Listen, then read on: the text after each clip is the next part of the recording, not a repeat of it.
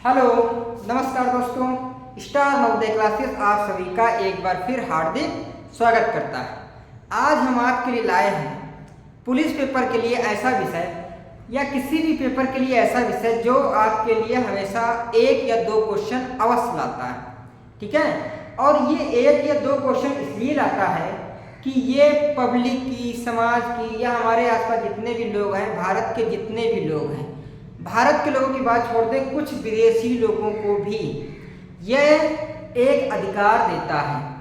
ठीक है, तो उनके जीवन कैसा होना चाहिए, उनको अपने जीवन में क्या क्या अधिकार मिलने चाहिए, क्या अधिकार नहीं मिलने चाहिए, इसकी गारंटी क्या है, इसको दिया जाएगा कि नहीं दिया जाएगा, तो उन सब बातों का सरकार के दायित्व क्या है, सरकार को ये देना ही पड़ेगा, सरकार ये कब देगी, इन सारी बातों का या हम क्या बोल सकते हैं क्या नहीं बोल सकते, ऐसे सारे बातों का, विचारों का विमर्श करने का जो हमें संविधान में प्रावधान मिला है उसे हम कहते हैं मूल अधिकार। और क्योंकि ये हर व्यक्ति से जुड़ा हुआ है, ठीक है, हर व्यक्ति को इसका पालन करना है, सरकार को भी इससे पालन करना है, तो जितने भी आपके एग्जाम होते हैं उसमें ये एक अच्छा टॉपिक बन के आता है और कम से कम एक या दो क्वेश्चन लेके अवश्य आता है।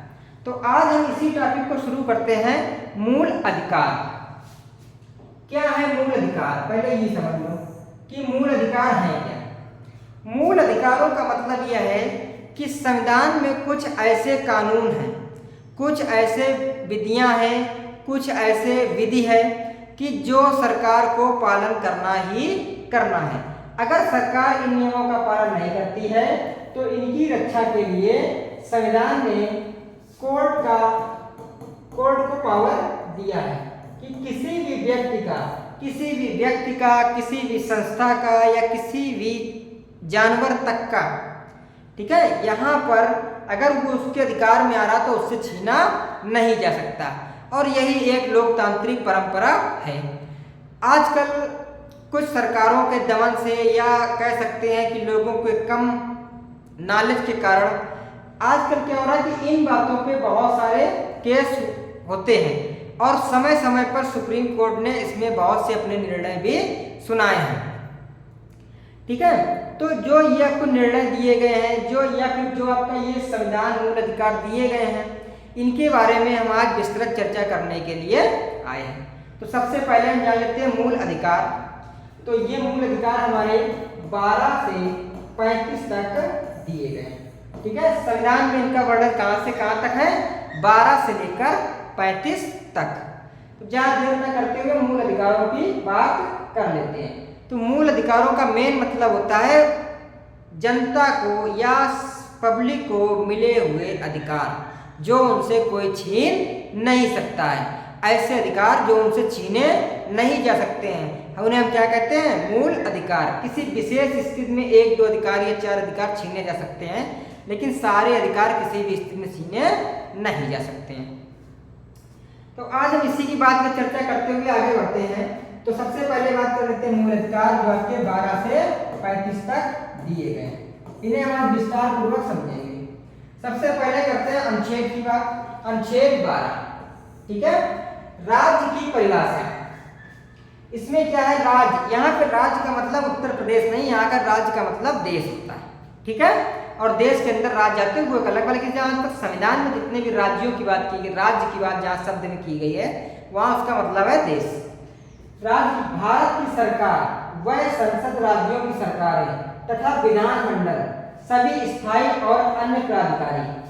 ठीक है, अनुच्छेद 12 में कहा है कि चाहे वो भारत सरकार हो, चाहे वो भारत के राज्यों की सरकार हो, चाहे कोई विधानमंडल हो या कोई स्थानीय सरकार हो या अन्य कोई कंपनी हो, जैसे जियो है, टाटा है, ये कोई भी मिलकर किसी के मूल अधिकारों का हनन नहीं कर सकते हैं। ठीक है, और इन सबको मूल अधिकारों का पालन करना पड़ेगा। ठीक है, अब दूसरा करते हैं अनुच्छेद 13, मूल अधिकारों से असंगत तथा उनका अल्पीकरण करने वाली विधियां।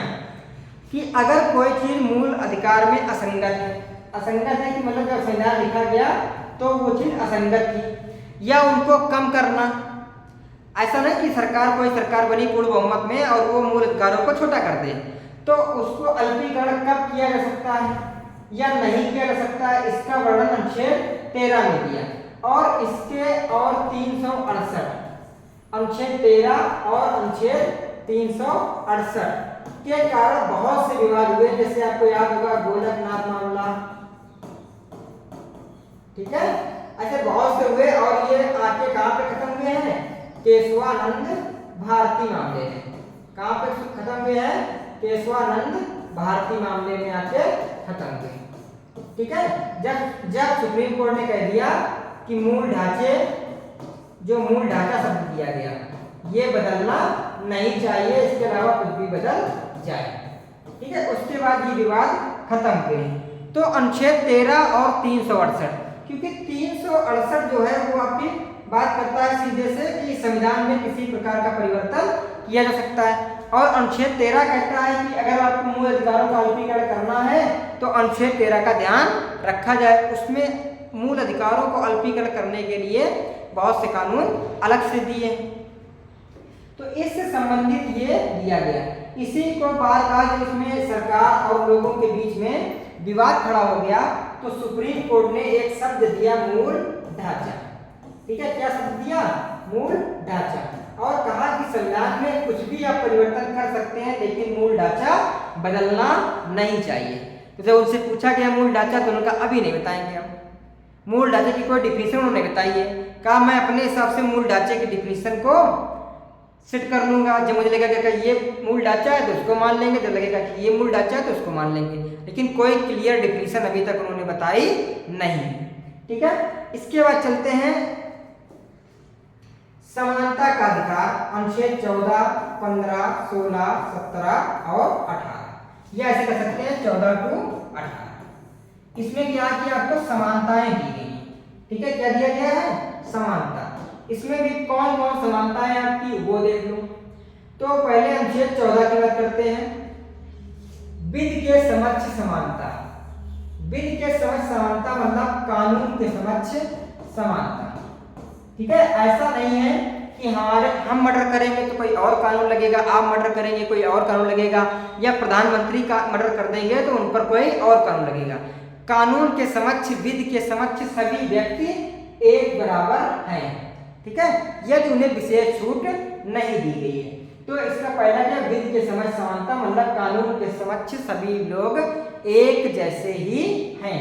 दूसरा है अनुच्छेद 15, धर्म, मूल वन, जात, लिंग या जन्म स्थान के आधार पर भेदभाव का निषेध। हम किसी व्यक्ति से भेदभाव नहीं कर सकते। मान लें कोई व्यक्ति झारखंड में पैदा हो गया तो हम उसके स्थान को लेकर उससे भेदभाव करें, या लिंग को लेकर करें कि स्त्री है पुरुष है, या जात को लेकर करें, मूल वंश को लेकर करें, या धर्म को लेकर करें, ऐसा कोई भी भेदभाव हम किसी के साथ में नहीं कर सकते हैं, ठीक है। इसका निषेध अनुच्छेद 15 के तहत किया गया है। और अगर ऐसा कहीं पे किसी के साथ कोई आपराधिक मामला आता है तो सुप्रीम कोर्ट आप सीधे अनुच्छेद 32 के तहत जा सकते हैं और आपकी बात सुप्रीम कोर्ट पहली ही रिट में सुनेगी अगर आपके मूल अधिकारों का हनन हो गया है, या आपके साथ जात के आधार पर, धर्म के आधार पर कोई भेदभाव या मूल वंश के आधार पर कोई भेदभाव किया गया है, ठीक है। तो ये अनुच्छेद 15 है, काफी चर्चा में रहता है, इसलिए इंपॉर्टेंट भी कर सकते हैं, ठीक है। क्योंकि जब से अभी सरकारें बदली हैं तो सरकारों ने हिंदूकरण या बोल सकते हैं कि मुस्लिमीकरण, तुष्टीकरण की राजनीति शुरू हुई है। एक शब्द आपने मीडिया में देखा होगा, तुष्टीकरण, उसकी राजनीति शुरू की है, ठीक है। तो उसके तहत क्या कि सभी पार्टियां तुष्टीकरण की राजनीति में लगी हैं। जैसे भी एक मामला बहुत आपके करंट में चल रहा है कि सभी को अपना नाम दुकानों पे लिखना है, तो सभी को नाम लिखना है, ये बहुत पहले से जागो ग्राहक जागो के तहत आया था, 2003 से लागू किया गया है। लेकिन अब वो नाम लिखना है तो उसमें ये सावन के समय में शुरू हुआ है। तो इस पे क्या हुआ है कि भाजपा ने कह रहे कि मैं हिंदू के सपोर्ट में ऐसा कर रहा हूँ और अखिलेश कह रहे हैं कि मुसलमान के विरोध में कर रहा हूँ, या मान लो अखिलेश के तहत कोई भी सरकार है वो कह रही है कि मुझके विरोध में कर रहे हैं। तो ये उनका पॉलिटिकल एक वर्क है और इसको हम वो नहीं कर सकते, ठीक है। तो इसके आधार पर किसी के साथ भेदभाव नहीं कर सकते हैं। अनुच्छेद 15(3) इस अनुच्छेद के स्पष्ट है राज्य स्त्रियों और बालकों के लिए विशेष उपबंध कर सकते हैं। 15(3) के तहत राज्य की जो स्त्रियां होंगी या जो बच्चे होंगे उनके लिए विशेष उपबंध किया जा सकता है। इसके बाद अनुच्छेद 15(4) इस अनुच्छेद के स्पष्ट है राज्य सामाजिक शैक्षिक रूप से पिछड़े हुए नागरिकों की उन्नति के लिए अनुसूचित जातियों और अनुसूचित जनजातियों के लिए विशेष उपबंध कर सकता है और से विशेष प्रावधानों को अनुच्छेद 15 का उल्लंघन नहीं माना जाएगा। वैसे तो अनुच्छेद 15 में कहा गया है कि हम किसी के साथ में जन्म मूल इसके आधार पर भेदभाव नहीं कर सकते हैं, लेकिन सरकार अनुसूचित जात, अनुसूचित जनजाति या पिछड़े व्यक्तियों के लिए कोई विशेष कदम उठा सकती है या उनके लिए कुछ विशेष चीजें ला सकती है। तो ये इसको उल्लंघन अनुच्छेद 15 का उल्लंघन नहीं माना जाएगा और ये 15(4) के तहत ऐसा हो सकता है। 15(6) के तहत आर्थिक रूप से कमजोर वर्गों के लिए आरक्षण का प्रावधान। अभी आपने एक शब्द सुना होगा, हर पेपर में आता है EWS। EWS का मतलब होता है कि जो इकोनॉमिक्स मतलब कि पैसे के रूप में पिछड़े व्यक्ति हैं उनको आरक्षण दिया जाए और ये आरक्षण जनरल सामान्य वर्ग को दिया गया। ठीक है, तो ये किसके तहत दिया गया? 15(6) के तहत ऐसा आरक्षण दिया गया। लेकिन इसी में एक बात आपको ध्यान रखनी पड़ेगी कि इंदिरा साहनी का एक मामला हुआ था, ठीक है, उसमें कहा गया था कि जो आपका ये है आरक्षण है तो आरक्षण आपका 50% से ज्यादा नहीं हो सकता। कितना नहीं हो सकता? 50% से ज्यादा नहीं हो सकता। तो उसी के लिए इनको क्रीमी लेयर के सिद्धांत का प्रतिपादन इसी के लिए किया गया था और कहा गया था कि हम 50% ज्यादा आरक्षण नहीं दे रहे हैं। ठीक है, इसके करते हैं अनुच्छेद 16 लोक नियोजन के विषय में अवसर की समानता। लोक नियोजन का मतलब है सरकारी नौकरी। अब कोई भी व्यक्ति को किसी भी समाज से हो, किसी भी धर्म का हो, भारत का निवासी हो, वो किसी भी संस्था में लोक नियोजन या नौकरी कर सकता है या वो प्रधानमंत्री बन सकता है, राष्ट्रपति बन सकता है। तो ये क्या है? लोक नियोजन की समानता। अनुच्छेद 16(4) ये आपके लिए इंपॉर्टेंट है। इस अनुच्छेद में सामाजिक पिछड़ेपन की बात की गई। इंदिरा साहनी के मामले 1992 में भी निर्धारित है कि आरक्षण 50% से अधिक नहीं होगा, अभी मैंने आपको बताया था। साथ ही साथ क्रीमी लेयर के सिद्धांत का प्रतिपादन भी किया गया है और इसी में क्रीमी लेयर जो ओबीसी से लोग आते होंगे उनको पता होगा कि ओबीसी में 2 वर्ग आते हैं, एक नॉन क्रीमी लेयर और एक क्रीमी लेयर। ठीक है, और ये काफी विवादित है। जो हमारे यहाँ पे क्रीमी लेयर का सिस्टम है ये मुझे तो समझ में आज तक आया नहीं, क्रीमी लेयर और नॉन क्रीमी लेयर। ठीक है, ये हमें इसलिए नहीं समझ में आया कि यदि किसी व्यक्ति के पास वो ओबीसी में है और उसके पास 2 एकड़ जमीन है, कितनी जमीन है? 2 एकड़ जमीन है, तो वो क्या है कि वो क्रीमी लेयर में आएगा। ठीक है, दूसरा एक व्यक्ति है जिसके पास जमीन तो नहीं है लेकिन उसकी एक दुकान है। ठीक है, परचून की मतलब यहाँ पे पंसारी की दुकान बोल सकते हैं, और वो ये व्यक्ति महीने का 20,000 नहीं कमा पा रहा है और ये क्रीमी लेयर में है। ये व्यक्ति महीने का 50,000 कमा रहा है लेकिन ये नॉन क्रीमी लेयर में है। तो ये सरकार का कहीं ना कहीं ड्रॉबैक है, ये सरकार उसको सही से संशोधित नहीं कर पा रही है। तो अगर ये क्रीमी लेयर और नॉन क्रीमी लेयर को सही संशोधित किया जाए तो शायद कुछ बच्चों का इसको फायदा मिले। हो सकता है कि आप लोगों में से किसी के पिताजी बहुत गरीब हों लेकिन उनके पास खेती ज़्यादा है, इसलिए वो बच्चे बेचारे क्रीमी लेयर में आते हैं जहाँ पे उनकी फाइट और टफ हो जाती है। और कुछ बच्चे जो पैसे से बहुत अच्छे हैं, गाड़ियों में घूम रहे हैं, बुलेट से घूम रहे हैं, लेकिन उनके पास ज़मीन ना होकर उनका बिजनेस है और वो बिजनेस उन्होंने रजिस्टर नहीं कराया नंबर 1 में जीएसटी के तहत, तो वो किस में आ गए हैं? नॉन क्रीमी लेयर में आ गए हैं। तो ये सरकार का कहीं ना कहीं सर्वे में दिक्कतें आती हैं। इसके बाद पिछड़े वर्गों की पहचान का न्याय पुनर्गठन हो सकता है। इसका मतलब कि जो सरकार ने कहा कि ये पिछड़े हैं, सरकार ने कहा कि ये पिछड़े हैं, तो इसका न्याय पुनर्गठन हो सकता है, कोर्ट आप जा सकते हैं। ठीक है,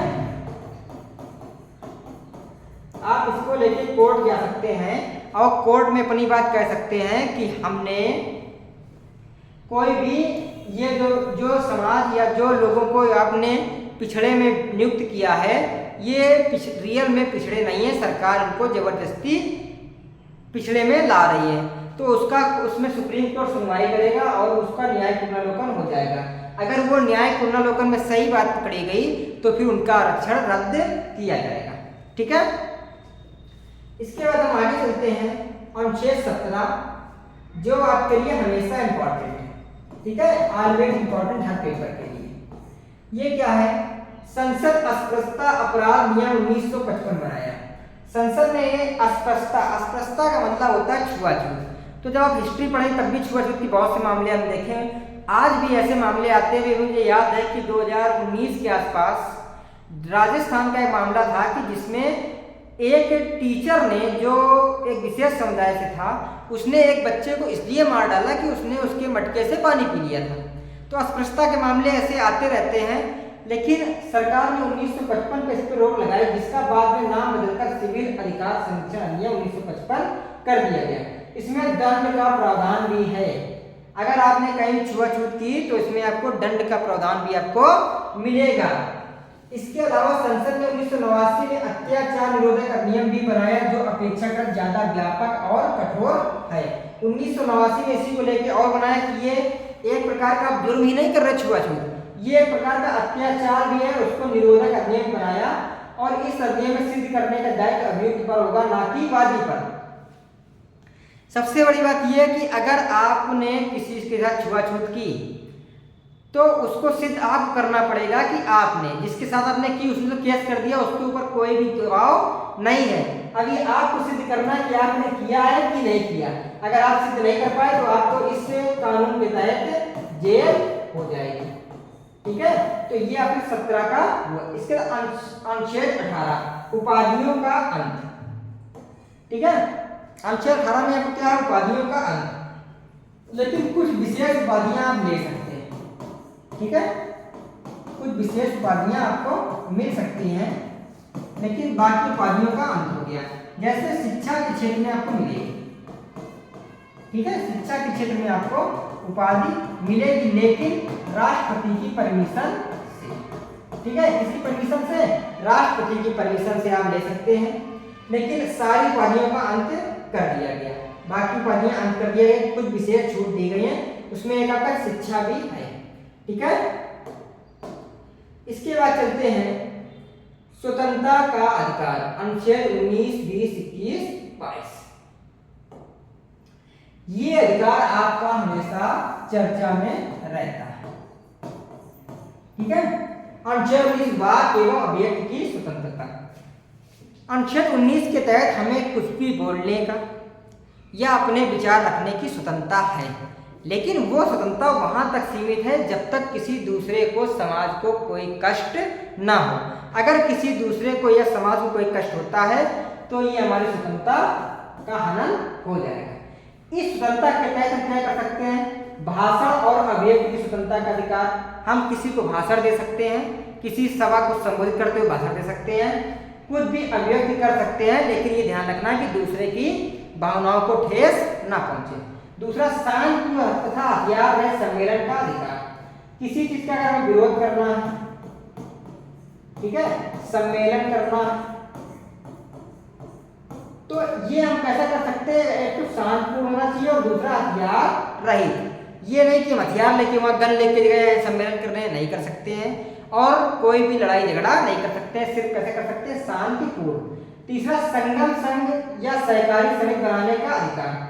संगम संघ का मतलब होता है कि 50 लोगों का एक समूह, ये बना सकते हैं, या सहकारी समिति मतलब गवर्नमेंट और निजी समिति को मिलाकर जो समिति बनती है उसको सहकारी समिति बनाते हैं। ऐसी समिति का गठन करने का अधिकार अनुच्छेद 19 के तहत मिलता है। भारत के राज्य क्षेत्र में आवास संचरण का भी अधिकार। भारत के किसी भी क्षेत्र में हम आवास घूम सकते हैं, मतलब कहीं भी हमें जाने आने पे रोक नहीं है। लेकिन अब मिलिट्री कैंप में कोई जाएगा, ठीक है, किसी को कहेगा हमें भारत में घूम सकते हैं, तो मिलिट्री कैंप में घूम के आते हैं, तो उसके लिए उसकी रोक के लिए है, वहां पे हम नहीं दे सकते। ठीक है, वो आपका अधिकार नहीं है। इसके बाद भारत के किसी भाग में निवास करने पर बच जाने का अधिकार, आपको वहां जगह का अधिकार दिया गया है, लेकिन जम्मू कश्मीर का नहीं। ठीक है, जम्मू कश्मीर का नहीं। पहले नहीं था, फिर कुछ लोगों ने कहा कि धारा 35 हट गई है, लेकिन अभी भी अधिकार नहीं है, क्योंकि उसमें सिर्फ संशोधन किया गया, पूर्णतः हटी नहीं है। किराए पर रह सकते, अपना मकान ना ले सकते। कोई वृत्ति, उपजीविका, व्यवसाय, व्यापार करने का अधिकार। हाँ, आप कोई भी व्यापार कर सकते हैं।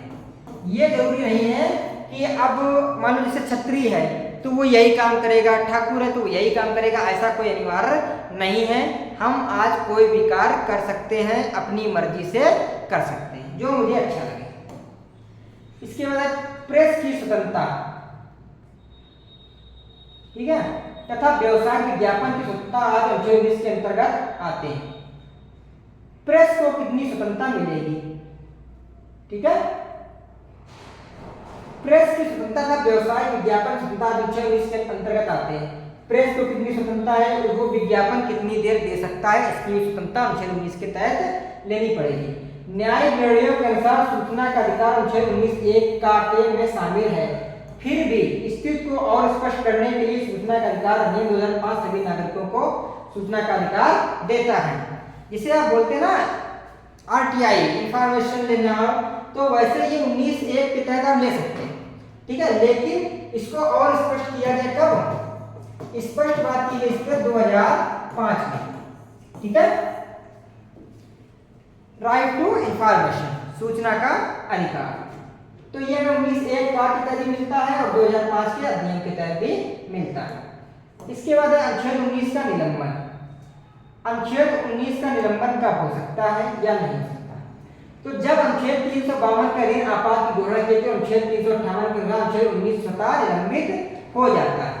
देश में आपातकाल है, ठीक है, तब क्या है कि इसको अनुबंधित कर दिया जाएगा, लेकिन 44वें संविधान संशोधन के बाद अनुच्छेद 19 में दी गई स्वतंत्रता को सिर्फ तभी तक निलंबित किया सकता है जब आपातकाल की घोषणा युद्ध तथा बाहरी आक्रमण के कारण हुई हो। पहले 352 में कहा गया था कि अनुच्छेद 19 स्वतः निलंबन हो जाएगा, जो शायद आपको याद होगा इंदिरा गांधी के समय में एक बार आपातकाल लगा था तो हुआ भी था। उसके बाद इसमें विवाद हुआ और 1944वें संविधान संशोधन 1978, ठीक है, उसमें क्या हुआ कि उसमें जब सरकार बदली तो उसने कहा कि ये निलंबन तो होगा, लेकिन किस कंडीशन में होगा कि या तो युद्ध हो जाए और भारत पाकिस्तान युद्ध हो जाए तो निलंबन होगा, ठीक है, या बाहरी आक्रमण, कोई किसी देश ने हमारे ऊपर आक्रमण कर दिया तभी निलंबन हो सकता है, वैसे निलंबन नहीं होगा। सशस्त्र विद्रोह के कारण अनुच्छेद 19 निलंबित नहीं होगा। अगर राज्य में या किसी एक विशेष जगह पे या देश के पूरे देश में सशस्त्र विद्रोह जाए, लोग हसिया भाला जो भी लेके निकल पड़े और विद्रोह कर दे, तो उस कारण से अनुच्छेद 19 को निलंबित नहीं किया जा सकता, ठीक है। पहले इसको किया जा सकता था, लेकिन 44वें संविधान संशोधन के बाद से इसको निलंबित नहीं किया जा सकता, ठीक है।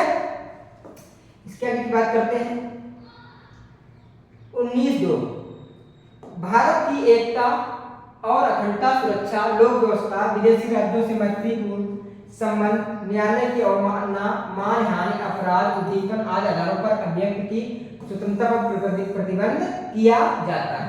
मैंने कहा कि आपको कुछ भी बोलने की आजादी दी जाती है, लेकिन आप भारत की अखंडता में बोलेंगे कि भारत में 13 टुकड़े होंगे, सुना ना, टुकड़े टुकड़े गैंग चलता है, तो आपको 19(2) के तहत आपके ऊपर मुकदमा हो जाएगा। ये नहीं कह सकते आप, ये आपके लिए निषेध किया गया है।